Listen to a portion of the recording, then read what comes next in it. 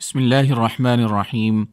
الحمد للہ رب العالمین والصلاة والسلام علی سید الانبیاء والمرسلین وعلی آلہ واصحابہ اجمعین وبعد۔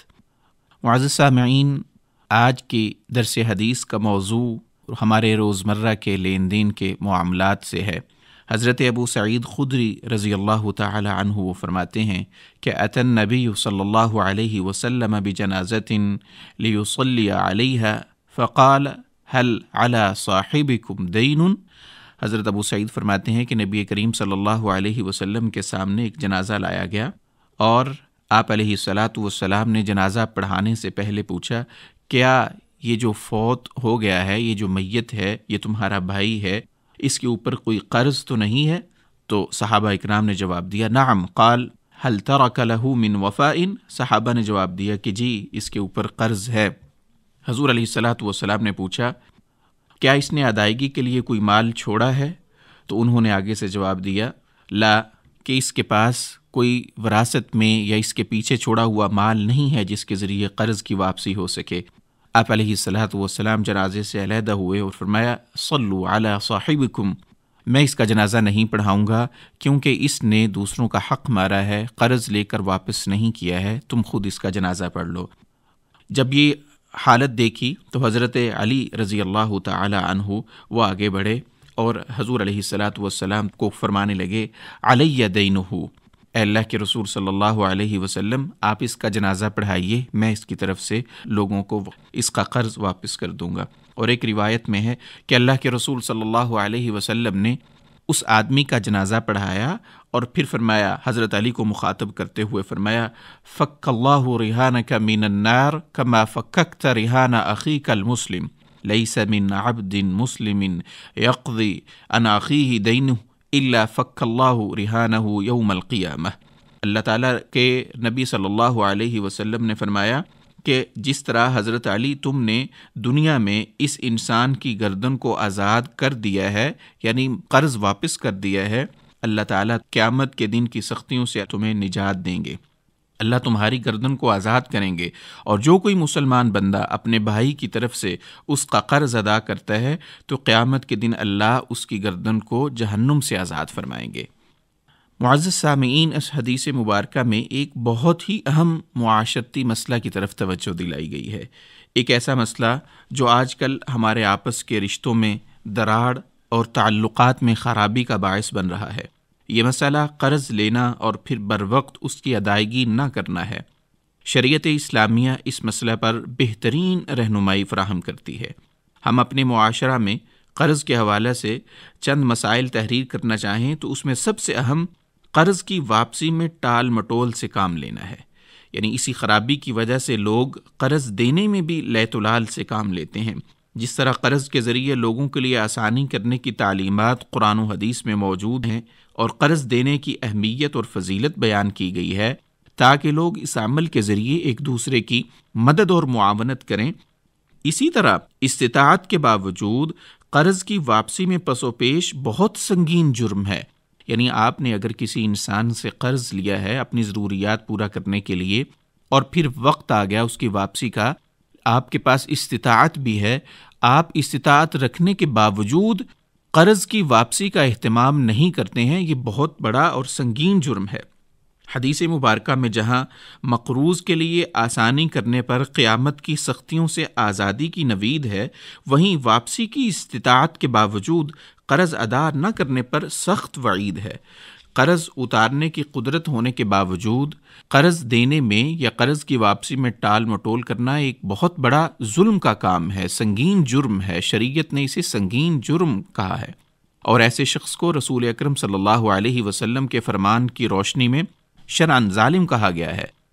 استطاعت کے باوجود اگر کوئی قرض نہ اتارے تو اندیشہ ہے کہ کہیں اس وعید کا مستحق نہ بن جائے جس کے مطابق مقروض شہید بھی ہو جائے تو قرض کے وبال سے اسے خلاصی نہیں ملے گی، جبکہ شہید کے تمام ہی گناہ معاف کر دیے جاتے ہیں۔ جس طرح دھوکہ فراڈ سے دوسروں کے مال کھانا حرام ہے، اسی طرح مقروض کا وسعت کے باوجود، استطاعت کے باوجود قرض واپس نہ کرنا بھی جائز نہیں۔ رسول اللہ صلی اللہ علیہ وسلم نے اس فعل کی حوصلہ شکنی کی ہے۔ یہی وجہ تھی کہ رسول اللہ صلی اللہ علیہ وسلم کی خدمت میں جب کوئی جنازہ لایا جاتا تو آپ علیہ الصلاۃ والسلام دریافت فرماتے کہ اس پر قرض تو نہیں۔ اگر میت مقروض نہ ہوتی تو حضور علیہ الصلاۃ والسلام جنازہ پڑھا دیتے، اور اگر میت پر کوئی قرض ہوتا اور اپنے پیچھے اس قرضہ کی ادائیگی کا کوئی انتظام نہ چھوڑا ہوتا اور کوئی اس کے قرض کی ضمانت بھی نہ لیتا کہ میں اس کی طرف سے اس کے قرضہ کی واپسی کا اہتمام کروں گا، تو صحابہ اکرام سے آپ علیہ الصلاۃ والسلام کہہ دیتے کہ اپنے بھائی کا جنازہ ادا کر لو، اور آپ علیہ الصلاۃ والسلام ایسے افراد کی نماز جنازہ ادا ہی نہیں فرماتے تھے تاکہ امت کو قرض میں ٹال مٹول کی برائی اور اس کی شدت کا احساس ہو۔ قرآن کریم میں اللہ تعالیٰ نے ارشاد فرمایا ہے کہ یا ایھا الذین آمنوا لا تأکلوا اموالکم بینکم بالباطل الا ان تکون تجارۃ عن تراض منکم ولا تقتلوا انفسکم ان اللہ کان بکم رحیما۔ اے ایمان والو، تم ایک دوسرے کا مال آپس میں ناحق طریقے سے نہ کھاؤ سوائے اس کے کہ تم باہمی رضامندی سے کوئی تجارت کرو، اور اپنی جانوں کو مت ہلاک کرو، بے شک اللہ تم پر بہت مہربان ہے۔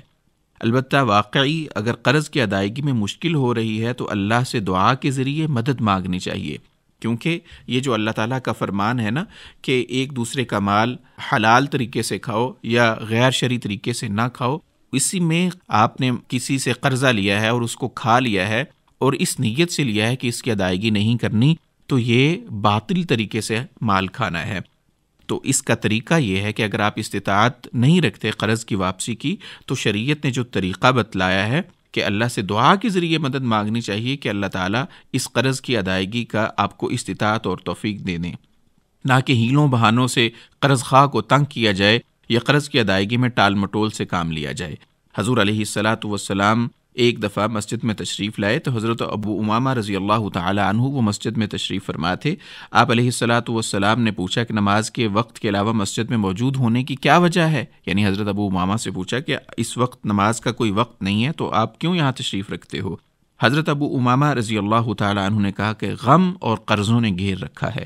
آپ علیہ الصلاۃ والسلام نے فرمایا کیا میں نے تمہیں ایک دعا نہیں سکھائی کہ جس کی برکت سے اللہ تیرے غموں کو دور کرے گا، تمہارے قرضوں کی ادائیگی کے انتظام فرمائے گا؟ حضرت ابو امامہ فرمانے لگے کیوں نہیں اللہ کے رسول؟ آپ علیہ الصلاۃ والسلام نے فرمایا اے ابو امامہ اس دعا کو صبح و شام پڑھا کرو۔ وہ دعا یہ ہے اللہم انی اعوذ بک من الہم والحزن واعوذ بک من العجز والکسل واعوذ بک من الجبن والبخل وَأَعُوذُ بِكَ مِنْ غَلَبَةِ الدَّيْنِ وَقَهْرِ الرِّجَالِ۔ حضرت ابو امامہ رضی اللہ تعالیٰ عنہ فرماتے ہیں کہ میں نے اس دعا کا اہتمام کیا تو اللہ تعالیٰ نے میرے سارے غم دور کر دیے اور تمام قرض میرے ادا ہو گئے۔ تو معزز سامعین، اس حدیث مبارکہ سے جو ہمیں درس ملتا ہے وہ یہی ہے کہ ہم قرض کی ادائیگی کا اہتمام کریں۔ قرض لینے کے بعد اس کو واپس نہ کرنا ایک سنگین جرم ہے۔ حضور علیہ الصلاۃ والسلام ایسے انسان کا نماز جنازہ ہی نہیں پڑھا کرتے تھے جو انسان قرض کی واپسی کی استطاعت کے باوجود ٹال مٹول سے کام لیتا تھا اور قرض کی واپسی کا اہتمام نہیں کرتا تھا۔ اور اگر آپ کے پاس استطاعت نہیں ہے تو اللہ سے دعا مانگیے کہ اللہ آپ کو استطاعت اور توفیق دے کہ آپ قرض ادا کر سکیں، اور اس کے لیے جو مسنون دعا ہے جو میں نے ابھی آپ کے سامنے پڑھی ہے، احادیث کی کتب میں موجود ہے، اس کو یاد کر کے اس کا اہتمام کیجیے۔ اللہ تعالیٰ ہم سب کے لیے آسانیوں کا معاملہ فرمائے، اور جو بھی مقروض ہیں اللہ ان کے قرض کا اپنی رحمت سے اہتمام فرمائے۔ والسلام علیکم ورحمۃ اللہ وبرکاتہ۔